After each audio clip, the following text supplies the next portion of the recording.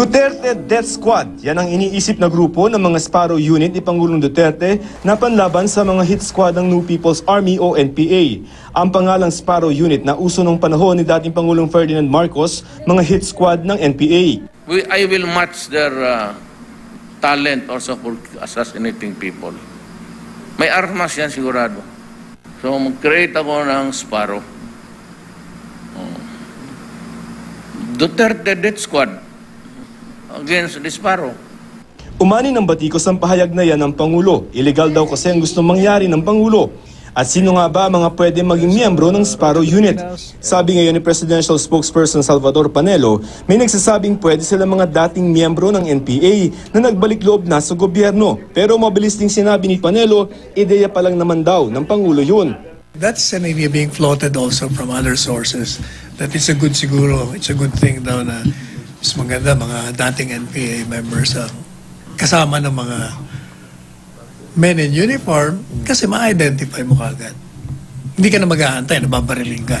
Sabi pa ni Presidential Spokesperson Salvador Panelo, kung ituloy man ng Pangulo ang planong ito, ginagawa lamang daw ng Pangulo ang kanyang trabaho.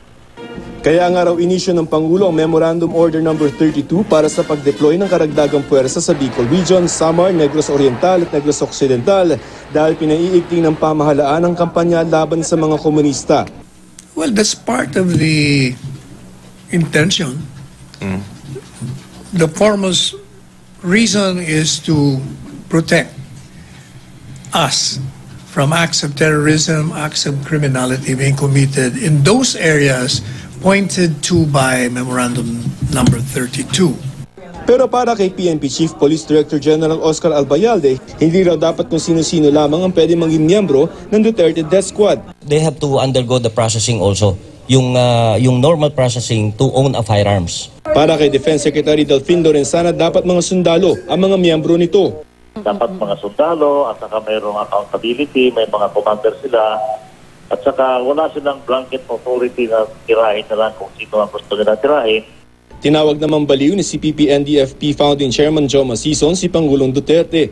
Palaala naman ng Commission on Human Rights, pinagbabawal ng International Humanitarian Law ang mga death squad. Joseph Moro, Nakatutok, 24 Oras.